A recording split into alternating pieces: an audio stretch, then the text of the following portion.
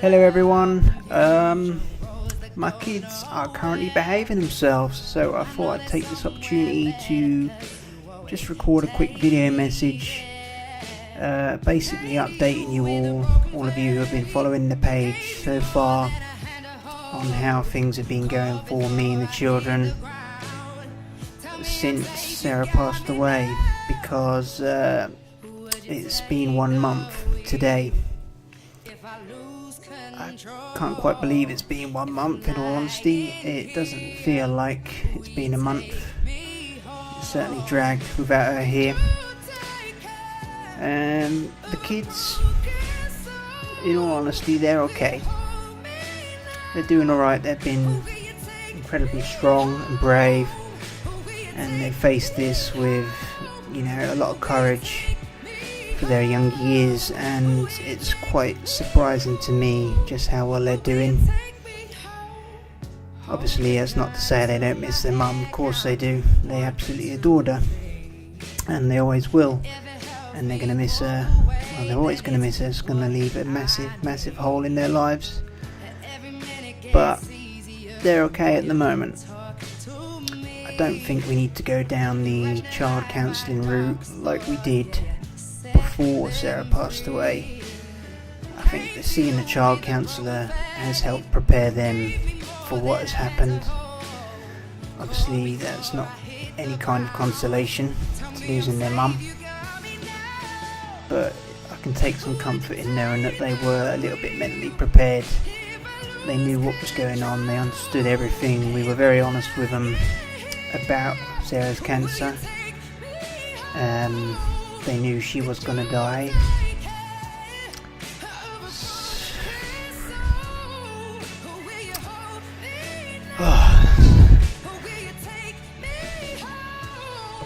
Sorry.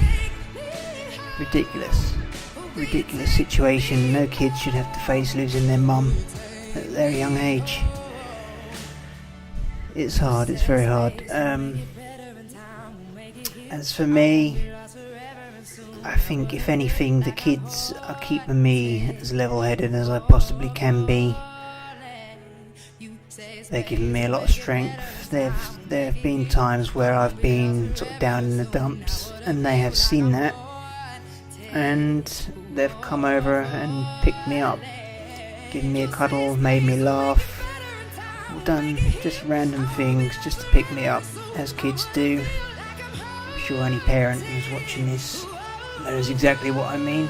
Kids have the strangest ways of putting a smile back on your face, even in the deepest, darkest moments. And they've been doing that regularly. While the kids have been awake, I have been okay.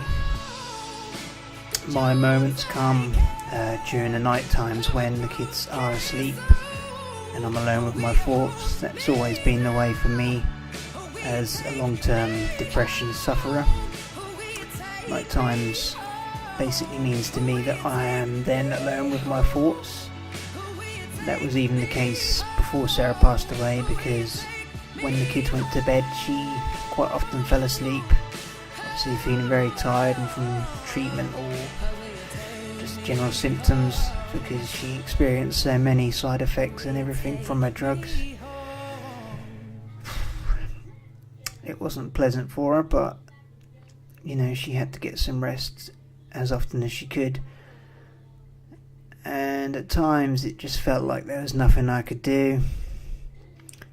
So now it is comforting to know, in one respect, that she is now at peace. It was hard seeing her in a lot of pain on a daily basis, often for hours on end. She was constantly having to get nurses out and doctors just to administer pain relief, because the pain relief she had in the house, which included oral morphine, among other things, just wasn't touching her pain. So to know she's at peace now is comforting. But obviously that only makes things a little easier. To lose your wife at the age of 29 is ridiculously hard. immediately after her passing, it surprised me. It's very surprising to know how much stuff there is to sort out, and in particular how quickly you're expected to sort it out. For example, registering her death, which was without doubt the hardest appointment of my life, had to be done within 5 days of her passing away.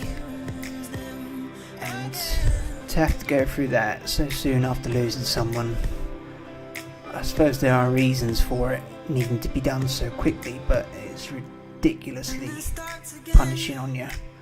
Stupidly stressful. It's insane.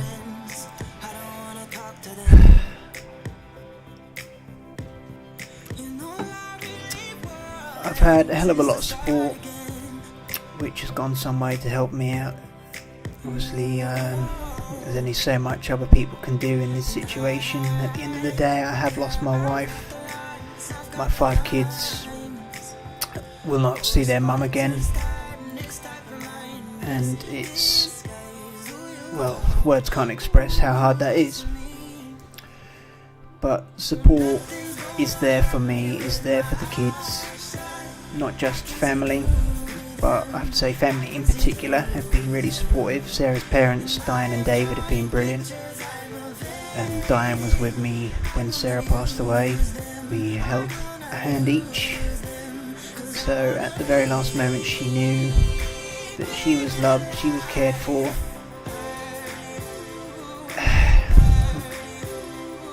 As hard as it was to be there, I am incredibly honoured that I was able to be there and support her right to the end.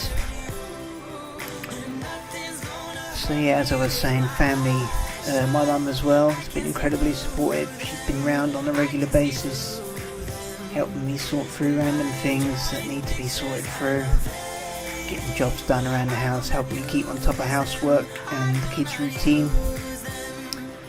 Because I obviously do have my moments and I'm not perfect. I try my best, but I have lost my wife and it is not easy to just carry on as normal. But normal is what I've been striving for in terms of the kids' routine. They returned to school the day after the funeral. Not the day after, I gave them 1 day off, but then the following day they were back. The school also have been very supportive, I have to say. They've got a lot of things in place for the kids to have time out whenever they want, with certain teachers there for them at any given time of day. They've been able to invite their friends to a separate area of the school for dinner. So it's been good. They've been given teddy bears, memory bears of little memory sacks, and they've got a memory box at school which they can put bits in and then eventually bring home to keep for future. Yeah, I can't thank everybody enough for the support that is in place and support that continues to be offered on a regular basis. Sarah's closest friends are always messaging me. If you girls are watching this, I apologise that I don't always reply. Rest assured that I do appreciate your offers of support, and I will call on you if need be. I fully intend to take everybody up on their offers of support, so if you don't mean it, don't offer it. Because I am well aware that I can't do this on my own, and I have no intention of doing that. I know the kids wouldn't want me to, because there is so much more love for them than just mine, and I'm going to take advantage of everybody's love and support. I've even been offered a lot of support by strangers. I mean, just a few days ago I took Logan for breakfast at Morrison's Cafe, and some woman just came up to me, one of the staff, and just started hugging me and said that she'd been following my journey, or not my journey, Sarah's journey in the local press, and that she'd been thinking of us non-stop, and that she was just glad that she'd seen me in person, to be able to give me a hug and to say that her thoughts are with me, which was very kind of her. She didn't have to do that. It's very nice that the local community have all rallied round and supported us, from basically from the very beginning, from Sarah's diagnosis right through the fundraising event that her close friends put together. The turnout for that was astonishing, and yeah, I don't know what else to say. I've got so many thank yous to say. I just want to give a universal thank you to everybody. You all know who you are, who has either supported us in any way, followed Sarah's page, shared her breast cancer awareness posts, donated to the fundraising that she did to secure the kids' immediate financial future. Her plan was for me to be here for them as long as possible. I haven't addressed my work situation as yet, because technically I do have a day job, which I just haven't been going to since Sarah's diagnoses, if that's a word. But yeah, that needs to be addressed in the coming weeks. I will just say a big thank you to work as well while I'm on that subject, because they've been incredibly supportive as well. Lorraine in particular and Julie in the canteen did raffles and fundraisers as well to help Sarah's fund, and yeah, work have been there for me at any given time that I've needed them. I just can't thank everybody individually. I could go on forever. So basically, thank you to everybody who's supported us in any way and continues to offer support. All your messages and kind thoughts are appreciated.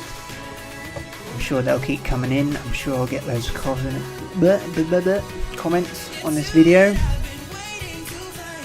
because I know how supportive and loving and caring you have all been. I'd be amazed if it didn't continue. So thank you in advance for anything you've got to say about this video.